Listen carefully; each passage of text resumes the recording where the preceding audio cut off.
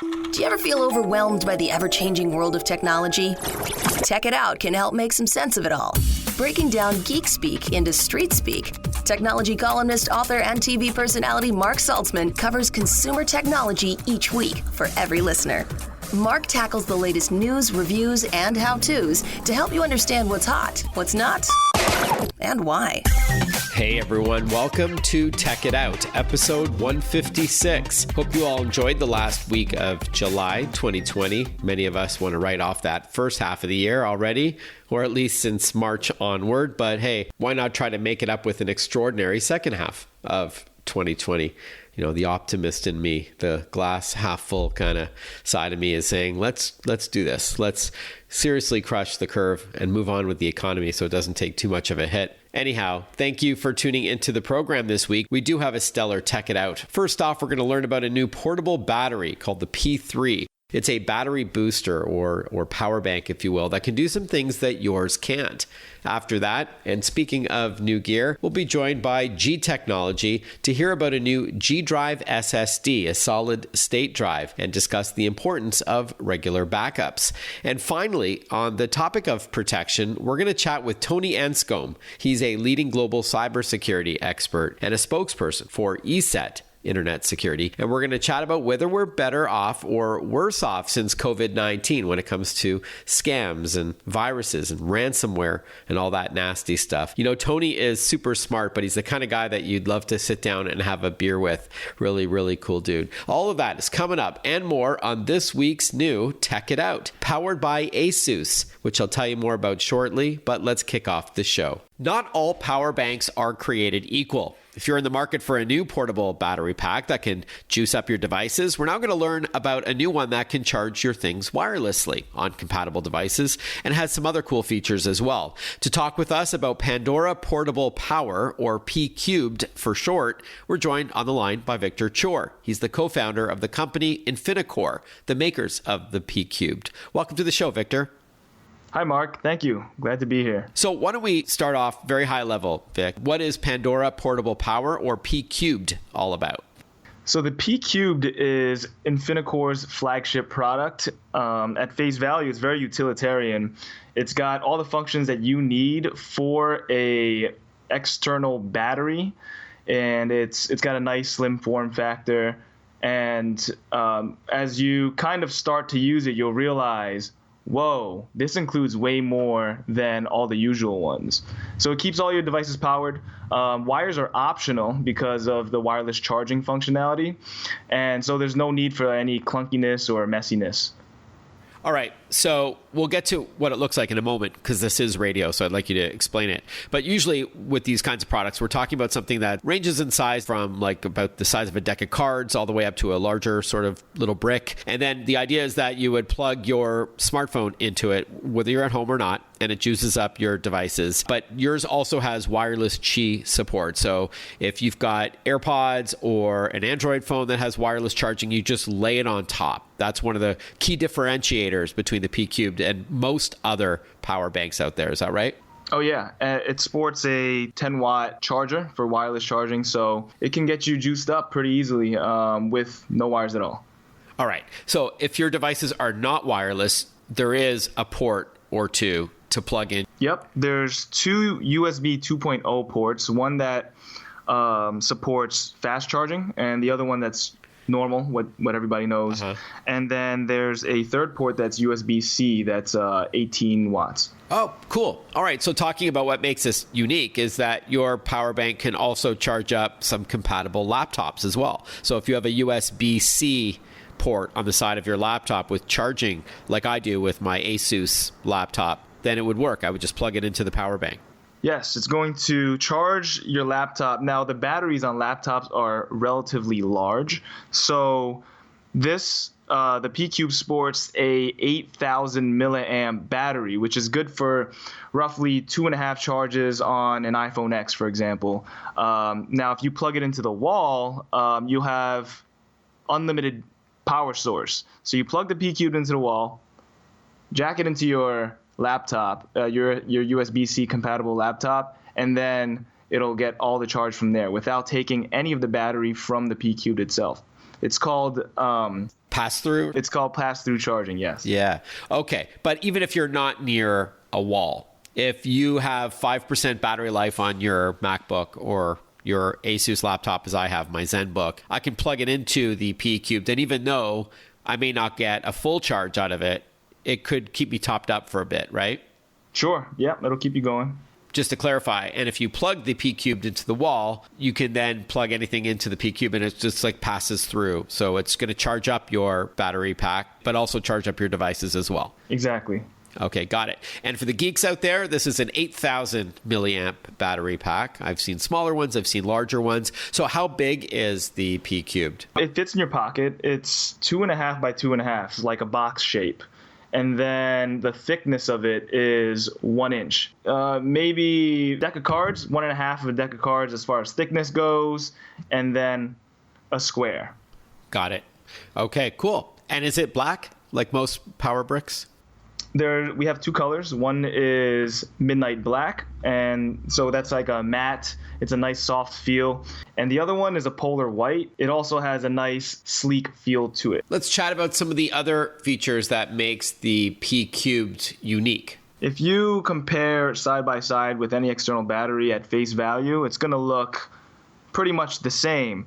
But once you start to use it, you'll realize, wow, this is great because of the plug-and-play functionality of it. Now, we packed a lot of things in this device. First thing being, you can charge your devices, smartphones, laptops, and wirelessly as well. Now, there's several things other wireless chargers don't have, where you plug this directly into the wall, so you don't need to use a cable to charge the P3. And the included plug is an AC adapter, so that's used in North America. But we also include in the packaging 2 global adapters. So if you throw the EU adapter on there, when you go to Europe, for example, now this is all you need.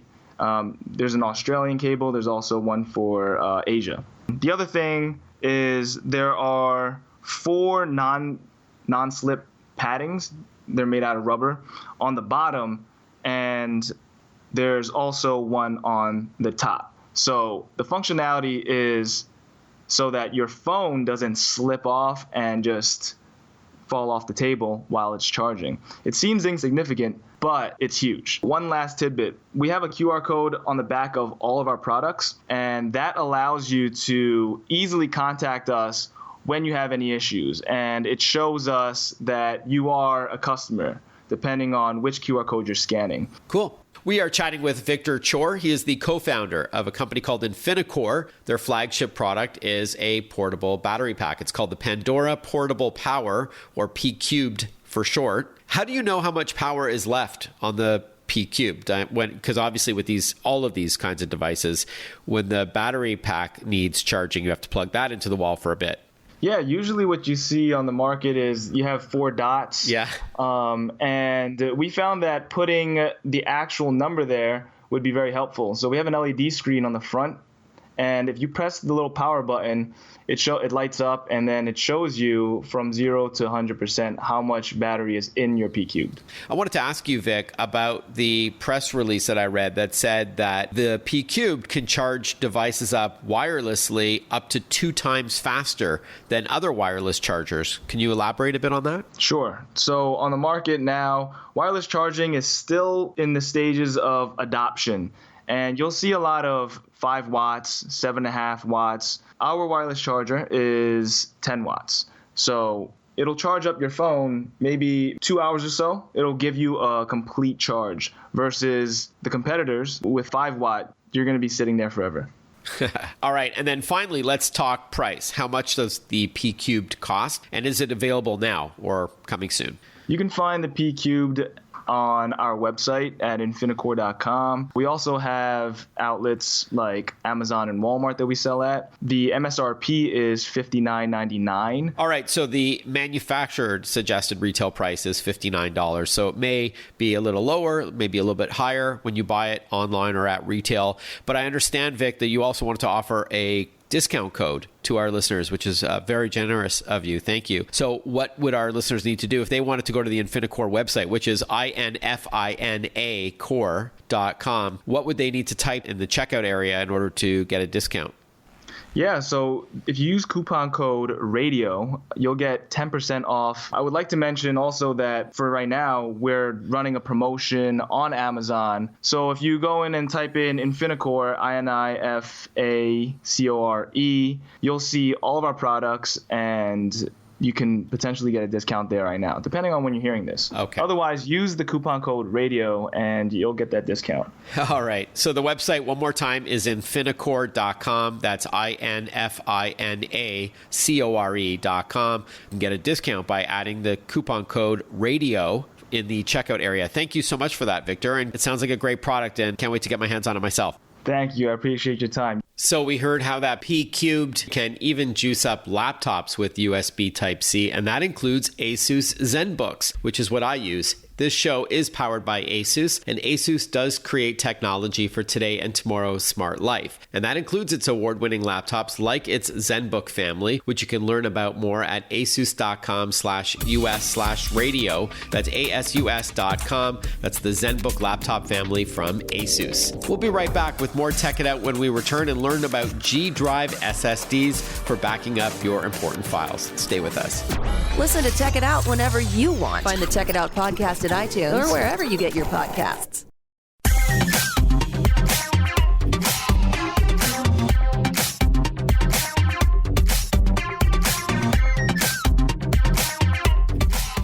Welcome back to Tech It Out. One of the most common emails I receive from listeners of this show is about backup. I often hear of a story about, a computer that was damaged or lost or stolen, and the person didn't proactively back up their files, on a regular basis. And so they've lost everything, including irreplaceable family photos and home movies. It can be devastating, of course.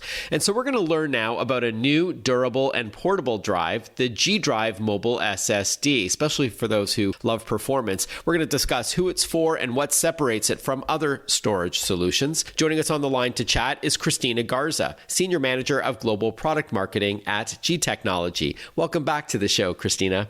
Hi, thanks for having me. I'm really happy to be here. Awesome. So before we talk about the G Drive Mobile SSD, please tell us a bit about G Technology as a brand, kind of high level, if you will. It's an offshoot of Western Digital, correct? That's correct. Yeah, we're one of the main sub-brands from Western Digital. G Technology makes professional-grade products that are intended to keep up with creative professionals, creative enthusiasts, and business professionals that have high-value content and are doing a lot of heavy workloads on the storage itself. Mm-hmm. And so anywhere from people who are filmmakers, photographers, doing research and need to make sure that they have the best drives and most reliable drives for their high-value content. That's what we build our products with, the intention of making sure we can keep up and enable the high demands that they face. Got it. So for me, I create a lot of content for social media. I'm a YouTuber and so on. So I'm out in the field, I'm shooting 4K video with clear audio, and then I'm cutting it, I'm editing it, even on the fly, and then I'm often uploading it. So would this be ideal for someone like me? Absolutely. Especially when you're moving, we need to make sure that we're putting the right products in your hands that are going to withstand the rigor of that travel. Putting product in a backpack, throwing it in your luggage, making sure that it's going to withstand anything that you can throw at it to make sure your content is ultimately safe when you get back to studio. Awesome. And then, of course, like any external storage, it's also ideal for making a duplicate of what's on your internal hard drive, just in case something happens, like I touched on in the introduction. I get those heartbreaking stories all the time. So this is an SSD rather than an HDD or hard disk drive. Tell us what solid state brings to the table. So solid state has a few different advantages, one of them being that it's much more durable than hard drives. So hard drives, as you know, are spinning disks. So solid state drives are exactly what is in the name. It's a solid state, so it doesn't have those moving parts, which makes it much more durable. It's shock resistant. It can take a bit more bumps and knocks here and there that you may have as, again, you're moving stuff around and traveling yourself. So that's one of the main advantages. But really, from a production perspective and productivity perspective, they're much, much faster than hard drives. And so being able to read and write to the device much faster is going to dramatically decrease the amount of time you're spending offloading or on transferring data. And so our goal is to make sure you have as little downtime as possible. You get your work done faster, which makes you more productive, and you can move on to the next task. So SSDs help us provide that for our customers. And like you were saying earlier, Christina, it's not just for backing up your important files, but you can work right off this drive, right? So you can do editing, for example, video editing or retouching or what have you, right off of this G Drive mobile SSD as it's plugged into your laptop instead of just using it as a backup solution. That's absolutely correct. They're so fast. A lot of photographers, especially with the G Drive mobile SSD, will edit right off of the drive, and video makers for that matter. And it also allows them to free up that space on their computer and not take up so much of that memory. They're able to edit right off of the drive and use it as a scratch disk, if you will, to alleviate some of that pressure from your laptop and your computer so that you don't use that memory. You're actually using just the drive, and you free up the space on your computer as well if you don't want to use it as a pure backup.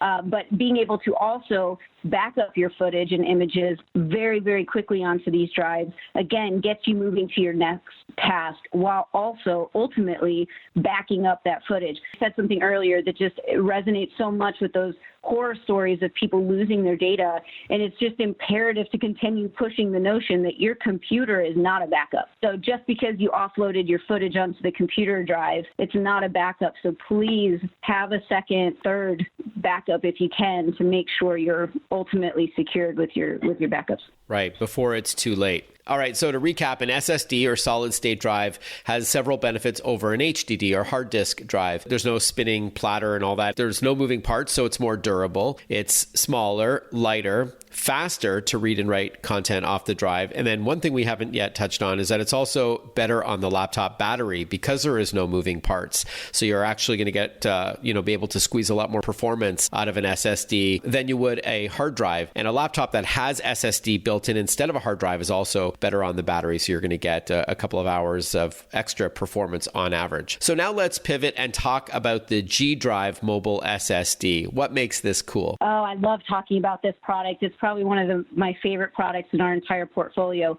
First of all, it's a USB-C interface, so it'll work with a number of different laptops. USB 3.1 Gen 1 if you want the specific interface that it works with, which makes it compatible with many things, including the iPad Pro, Chromebooks, MacBooks, PCs. And not only is this drive really fast, it hits about 540 megabytes per second, but it's ultra rugged. And I love talking about the rugged features of this because it's just what gives people that ultimate sense of security when they're using this product and traveling and really hitting it hard as they move through productions. It's got IP67, water dust resistant, drop resistant, crush resistant. I think you can roll 1,000 pounds over this guy and it's not going to crush. All right, when we return, more about the G Drive SSD. Stay with us. Want to follow Mark? Google him. Mark with a C and Saltzman with a Z.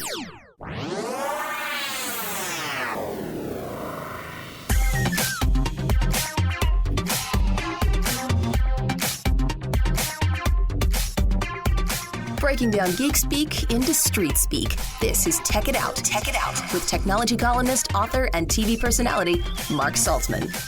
We're chatting with Christina Garza, Senior Manager of Global Product Marketing at G Technology, an offshoot of WD or Western Digital. Before the break, Christina, you were telling us how this G Drive SSD is extremely rugged. We were talking through all the specs, so this is something that you definitely want if you're out in the field, right? Absolutely. It basically is built to survive the rigors of travel, the rigors of being out on production sets, being used as a shuttle drive, mailed, taken from place to place, thrown in bags. It is built to make sure your content is going to get back to your studio. Another thing that makes this SSD apart from some of our other SSDs in the market and competitors is that we have done an incredible job of virtually eliminating throttling. So you'll see when you pick this product up, and hopefully you go take a look at it, it's got this really bright, vibrant blue interior. You can see it coming through. And that's actually there, other than looking really cool, it's there for a reason. It's an aluminum core that we wrap around the internal SSD. And what it does is pull the heat away from the internal drive, because as you know, the SSDs tend to throttle when they get hot, and that happens to protect the SSD from overheating. But when you throttle, your transfer time slows down. And so our engineers have worked tirelessly to figure out how to virtually eliminate it, and they've done such an incredible job. And the benefit to the end user is, let's say you're transferring a 50 gig, 500 gig file, right? And it's going to take quite a bit of time to get that transferred, or even bigger than that. It's not going to throttle and slow down along that transfer. So compared to some of the competitors, your transfer time of that file is going to happen much faster than if another product is actually throttling. So again, going back to my whole point, at G Technology, our goal is to make your productions faster, to get your job done faster. So this new drive, this G Drive Mobile SSD, is rugged, it's fast, it's small. Let's talk capacity. What are the options out there? We start with 500 gigabytes. We go up to 1 terabyte and to 2 terabytes. Okay, so up to 2 terabytes, or about 2,000 gigs. So that's a lot in an SSD. I know in a hard drive that's, pretty standard, but I guess that's one of the small trade-offs. The gap is closing, but I guess a hard drive, one of the benefits is that I know I have a WD drive that's like 7 terabytes, but we're not quite there yet with SSD, but up to 2 terabytes is enough for most people out there. Absolutely. We have found, 2 terabyte tends to be our sweet spot. It's enough to really spend a lot of months filling it up, depending on what you're doing. If you're doing film, yes, 2 terabytes you can fill up really quickly. If you're doing photography, it'll take a bit to fill up the 2 terabyte images with images. Okay. Now, you mentioned it was a USB Type-C connection to your laptop, like I have with mine. Can you confirm that it works with both PCs and Macs? It does, yes. Okay, what about Chromebooks?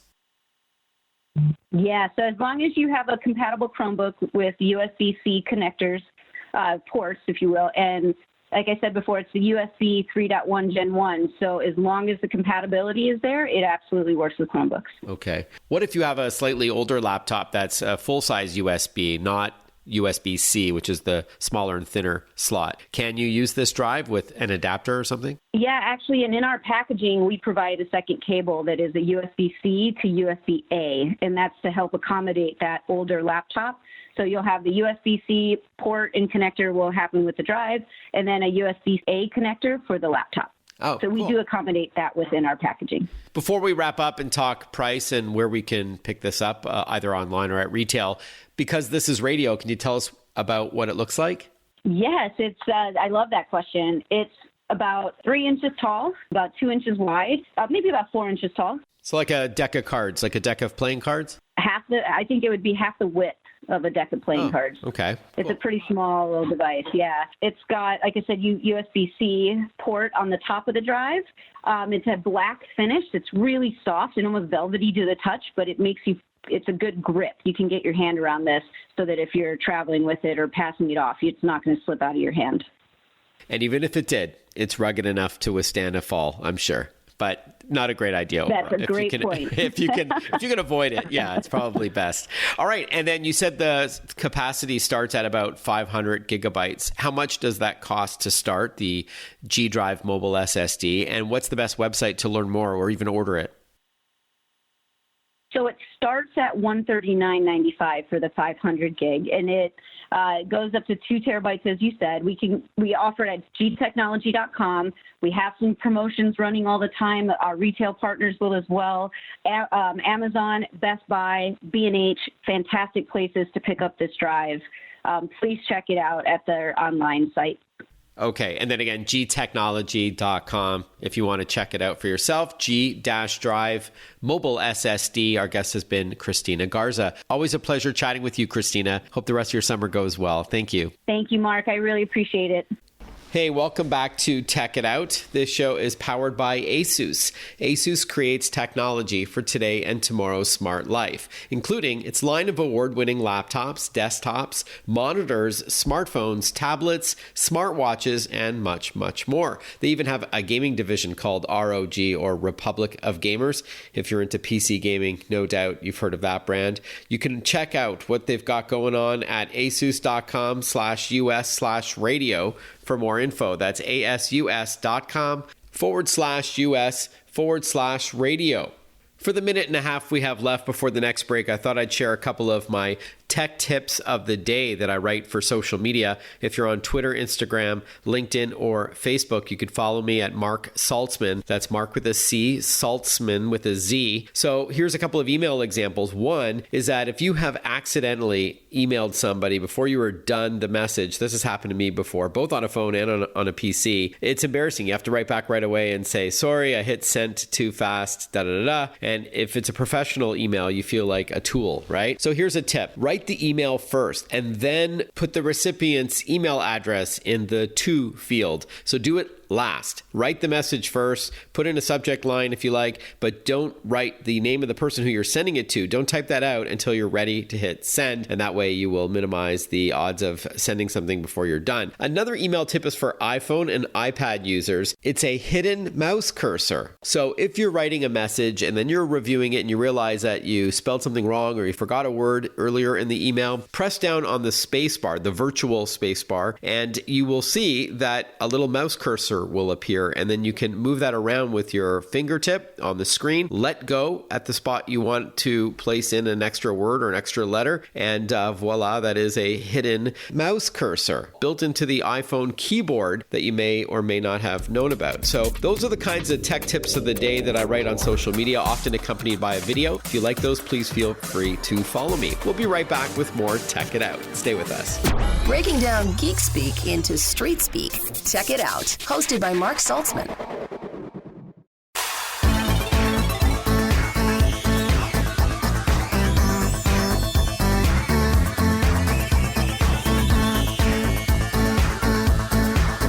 Welcome back, everyone. You're listening to Tech It Out.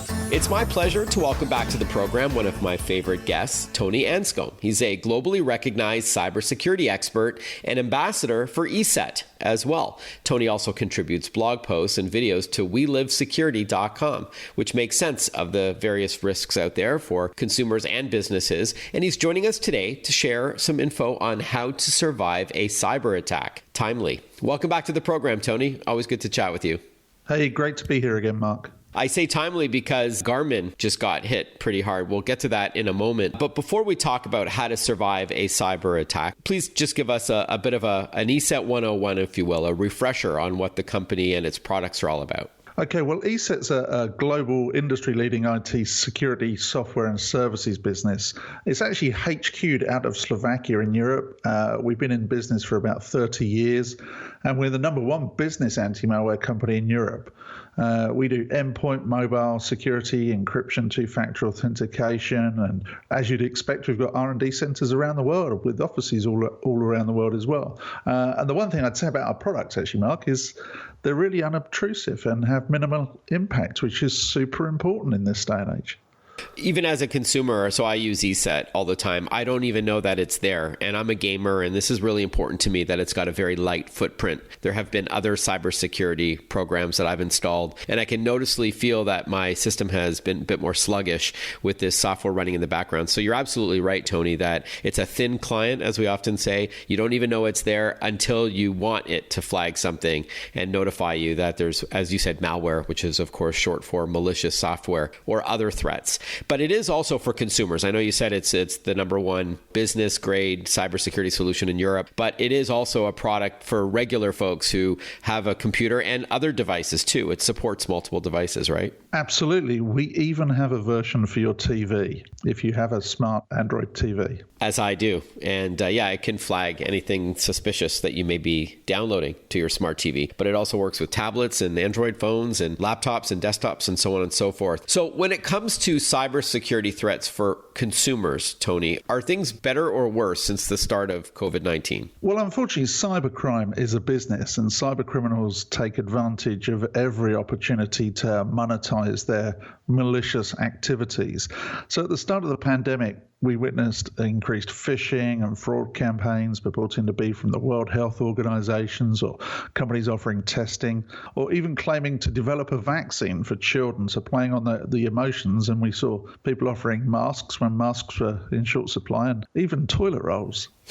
Yeah, we talked about that, I think, back in March or April about these phony phishing scams where they ask you to sign up for free hand sanitizer or free toilet paper or masks, as you said, when in fact they're just trying to steal your personal information for financial gain. It was identity theft, right? It was, and things have moved on, though. So from those early phishing attacks and fraudulent emails, phishing emails coming from package delivery services. So we've seen a tenfold increase actually since Q1.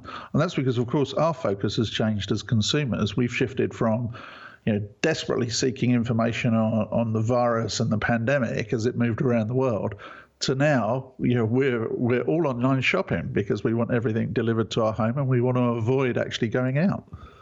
Yep, great point. So also, Mark, we saw an app being released in Canada. So contact tracing, lots of different governments and states are organising contact tracing apps to try and help with the pandemic and identify infected people when you're in or close to them. We did see a fake contact tracing app released in Canada. So when the Canadian government announced they were going to have one, we saw one appear, a website looked official. So I just want to push out that information there that actually make sure if there is a contact tracing app, make sure you go get it from the reliable and proper source.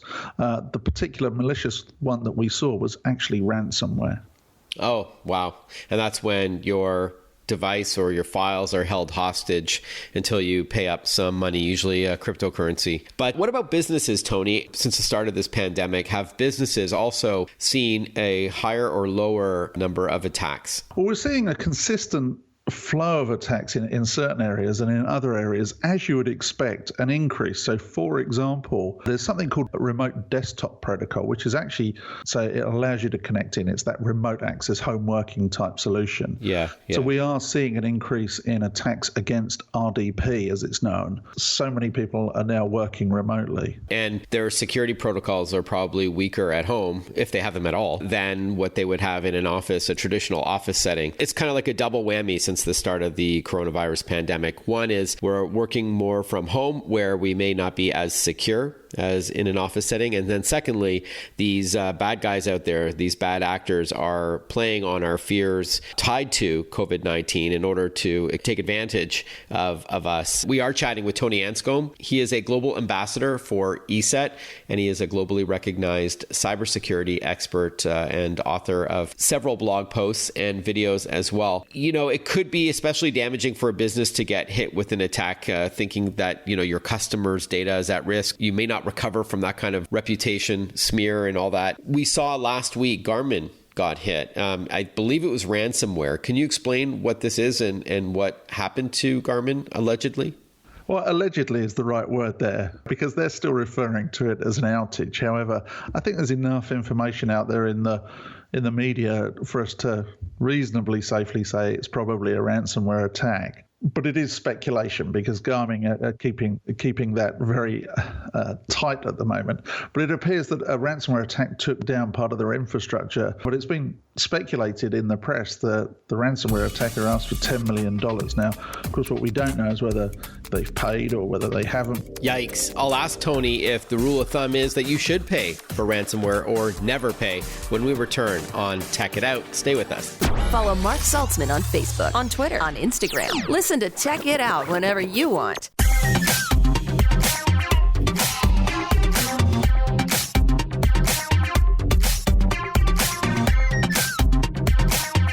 We're chatting with Tony Anscombe from ESET Cybersecurity. Before the break, we were talking about Garmin allegedly getting hit last week with a ransomware attack. What's the general rule of thumb, Tony? I've read conflicting sort of advice here. Some companies say it's just worth it to pay and move on. Other cybersecurity experts say never pay when you're facing ransomware. Well, the problem is you're funding the cybercrime. So if a ransomware attacker comes along and, in fact, let's use the University of San Francisco paid $1.1 million to get a decryptor because they were hit with ransomware recently. But to give the other side, the city of Atlanta 2 years ago had that ransomware attack on their smart city infrastructure, and they didn't pay a ransom of $50,000 that was demanded. And currently, I think the estimate is they've spent $17 million recovering from it. But even if you do pay, Tony, there's no telling that the bad guys are really going to give you the keys to unlock your data. And then also, if you pay, you may graduate, if you will, to an even more valuable list that circulates on the dark web because, you know, you as you said, you're feeding the system, you're supporting these bad guys and confirming what they're doing works. So you may invite more ransomware in the future. Yeah, absolutely. And even if they don't come back and attack you, you're funding them to go and attack somebody else. So actually paying the ransom is always wrong. And as you said, you've got no guarantee, actually, that you're going to get a decryptor. We shouldn't be funding cybercrime in this way. You wouldn't fund a drug dealer at the end of your street, would you? So don't fund cybercrime in that way either. Right. Okay. Good point. All right. So with that in mind, ESET recently published what the company's calling essential steps to surviving a cyber attack, which I think is geared more to businesses. Can you give us the gist of this? Effective cybersecurity requires you to have a process. So if you're attacked, you need a methodology to follow that process written down up front. And that's what we're talking about with this particular publication, is actually having those phases laid out within the organization. So preparation, detection and analysis, containment, eradication and recovery, and then post-incident activity. So in brief, preparedness is about actually having the security controls, understanding where your assets are and making sure they're secured in the right way. And then detection and analysis should be self-explanatory, but it's the correlation of events so that the incident can be replayed. So at making sure you've got all the log data and that type of thing. And then containment, if something does happen, how do you isolate it? How do you switch off? Do you disconnect? And remember, not everybody disconnects immediately. And in fact, coming back to the Garmin example there, they actually may be collecting evidence, which is maybe why they're not saying too much. But while you're in that phase and collecting evidence, you might want to let the malware play out slightly so you can see where it went, what it damaged, and who it's communicating with. So actually you can go back and resolve the issue. And of course, the final part of that process is the post-mortem, is to come back and learn from it and then feed the preparation again. So it's kind of a circular process. Mm-hmm. Is there a blog post on We Live Security that gets into this a little bit more, that has this with a little bit more depth for those businesses who are listening right now? I believe that blog post is actually on ESET.com. I think it's a corporate blog. Okay. All right. Good to know. Thank you, Tony. And then finally, as consumers, can you give us a few tips to end off with on how to reduce the odds of becoming a victim of cybercrime? Disconnect completely, live in the woods with a tin hat. Yeah. But no, that's my jesting. The most important thing, obviously, as he said, I'm going to say is have good, strong endpoint security products. Make sure they're up to date, and make sure not only the product's up to date, but the actual product is updating on a regular basis as well. Update everything you own. So every device that's connected in your house, make sure it's patched and has the latest version of software or firmware on it. So webcams, even the infotainment system in your car, do it to the extreme and make sure that those vulnerabilities are patched. Use two-factor authentication everywhere. Yeah, so wherever possible, always use your phone as the second form of authentication, and limit where you share personal information. And the other last thing I'd add, the point 5 in there, Mark, is always be aware, be vigilant. Great advice. Thank you so much, Tony. And let me plug ESET one last time, ESET.com or ESET.ca in Canada. You can download a trial. You'll love how this software works, and it does protect you and your devices at the same time. So definitely give it a shot. You've got nothing to lose. So that's ESET. Tony Anscombe has been our guest. Always a pleasure chatting with you. I hope you have a good rest of the summer and stay healthy out there. Thanks again. Likewise, Mark. I look forward to being here again soon. Thank you for tuning in to Tech It Out, everyone. This program is brought to you by ASUS, creating technology for today and tomorrow's smart life. ASUS, for those in search of incredible. Visit asus.com/US/radio for more info. That's asus.com/US/radio. I'm wishing you all a happy and healthy and safe week ahead, and I look forward to catching up with you next weekend on Tech It Out.